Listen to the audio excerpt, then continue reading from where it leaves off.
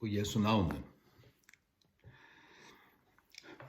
Jeg vil andaliga livande, sagt du. Det at kjenna God. Og du kjenner God og tjøkken Jesus Krist. Du hever fægeren hvis du hever sonen. Dette kommer til meg nu. Og at kjenna God, ja, la meg lese det først. Johannes 16, tror jeg. Og hetta evet liv. Sagt du, at heva evet liv, så du i gode. Og så han ut her, så du livande. Hetta evet liv, at har måtte kjenna til. Hin øynasla sanna god. Og Jesus Krist som du har sendt. Hetta evet liv. At tar du kjenner god. Og du kanst ikke bare kjenne god teoretisk, at kjenne han til nekka praktisk her. Ja, jeg kjenner han, jeg kjenner hana. Ja, så har du samfella. Det nekka, til nokre bond her, til kjennast. Kjennast. Ja. Det ikke bare i teoriene til nekka praktisk her.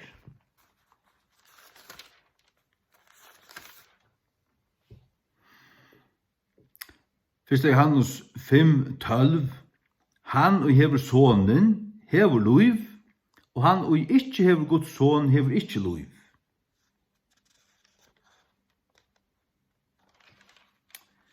Halleluja.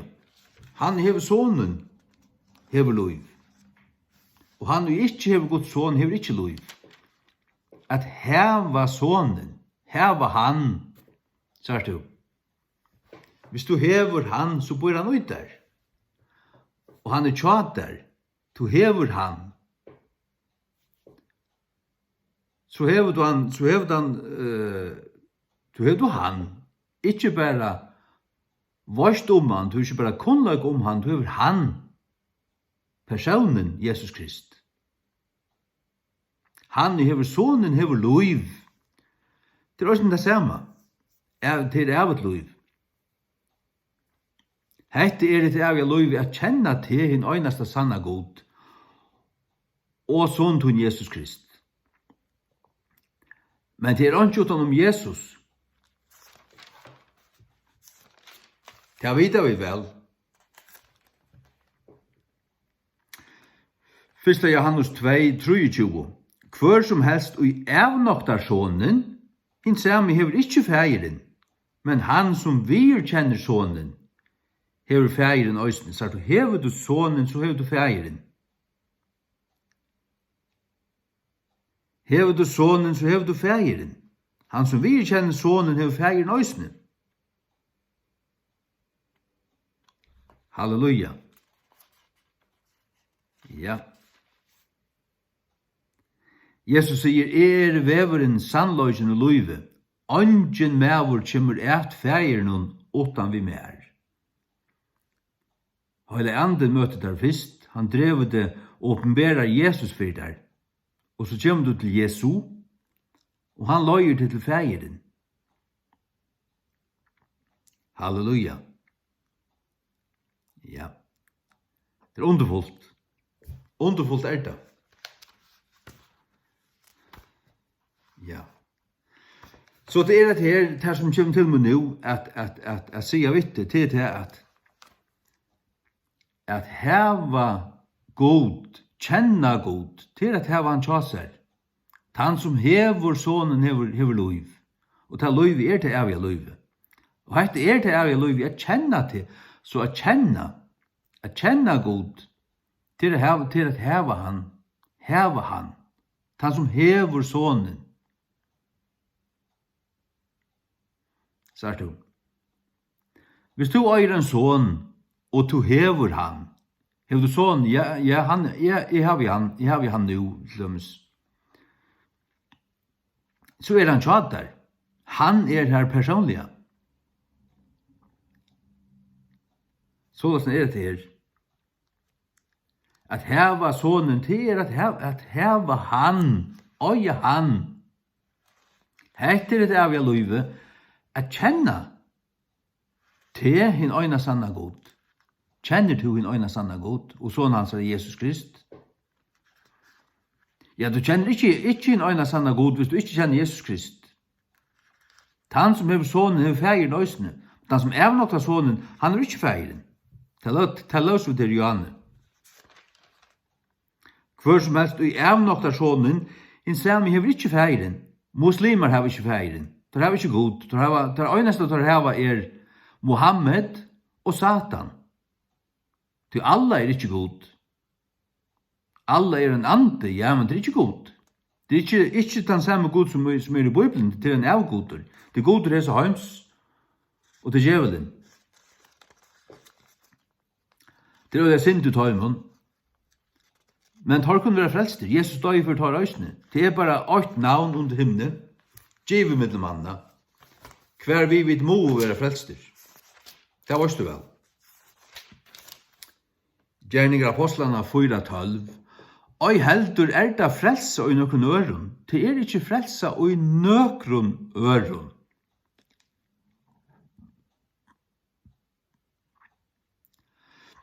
Tøy at det er ikke annan navn under himmelen, djeve middelen manna, hver vi vid må være frelster.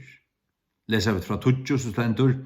Vere til kunnot til kunnattlun, og for i ötlun falsk Israels, at vi navnet Jesu Krist ur Nazaret, kvann tid krossfestu, kvann godrøstu fra tamun deio, enn ta vi hånden stendur hesson meavur her framafyr tikun høylur.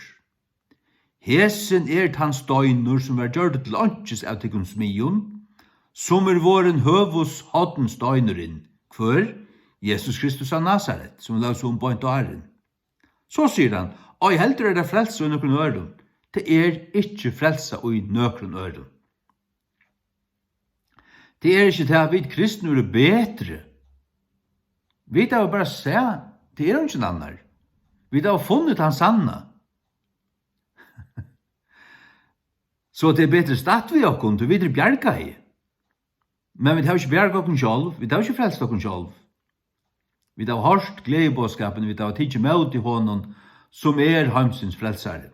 Jesus Kristus. Heimsins frelsare. Johannes 4. Særlig tar man tåsar, så kommer bare 8-4 og annet etter. Hver kommer det fra? Det er bare her, altså.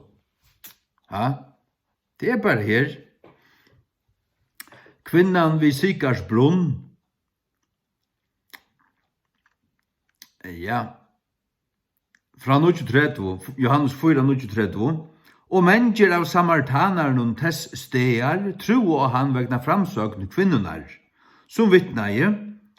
Han sier meg alt som nekran tog i gjørte.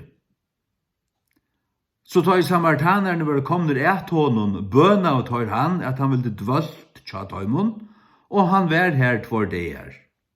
Og mennesker fløyre tro vegna år hansara. Og søttu vi kvinnina, nu tryggva vid, ikkje vegna tøyna framsøgn, tog jeg vita var hørst han sjálfur, og vita at hesen er veruliga Kristus, frelsar i heimsins. Jesus er veruliga Kristus, frelsar i heimsins. Vreka du han, så er han ikke bjerging fyrir der. Du får ikke kunne bjerga der sjálfun, og han sa kvæt du gjerst. Fyrt du på Kivanis, Lions Club og alt anna. Røyna gjerra godt, og pjøssu på det sjálfan og et eller annet. Vi er med til hæsen, arbeid for hæsen, gjerra godt. Du er føtter syndar. Du er gytende synd, og du er fotler synd. Du er egna hold til gyte, du er foreldre var syndar, og du er føtter av tøymon. Du hykker en luttel badne, det er ikke eldre enn 8,5 år, så kommer ta ønta fram ut i. Let 2 pinke luttel badne spela seg, det klaurast og slåast og stjæla og alt muligt fra gårdnøren. Vi er jo ikke gau, vi er fatlen, menneskjan, akkurat fyrst du foreldre fotlo, du er sånn syndar. Du må spela frelstur. Og den øyneste frelsare er Jesus Kristus. Han er verilig Kristus. Frelsare i heimsins, han er Veruliga. Veruliga. Hesen veruliga Kristus. Frelsar i heimsins. Lyd ikke anna kan annan. Det ingen annar som kan lydast da. Ingen. Best Jesus Kristus. Ingen annan navn. Og jeg heldur det av frelse noen øron. Angon øron altså.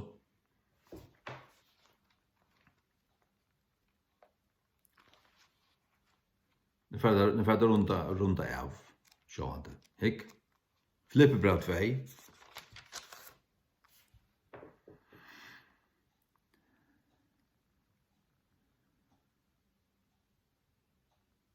Ja.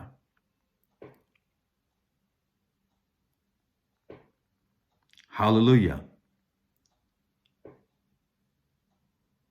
Ja, Filippebrev 2.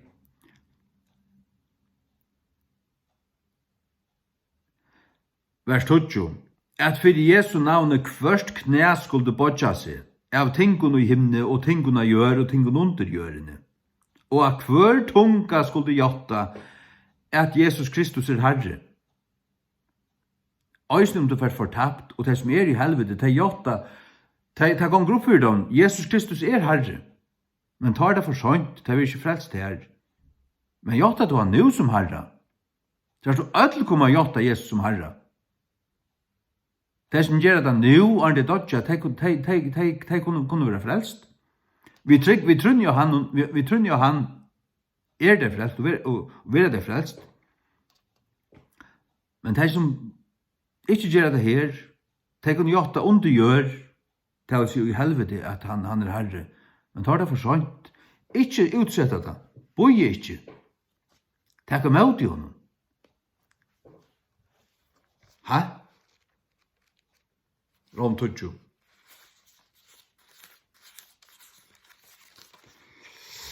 Rom 20. Fra 9. At om du skal jotta vid tunne munne Herren Jesus, og skal trygg vid tunne hjärsta god til røstan fra tunne deg, så skal du være frelstur. Tu vi hjärtan tror mer til rettvise, og vi munnen vil jottan gjør til frelse. Tu måst trygg vid hjärtan at god vakt opp Jesus fra tunne deg, og jotta han vid tunne munne.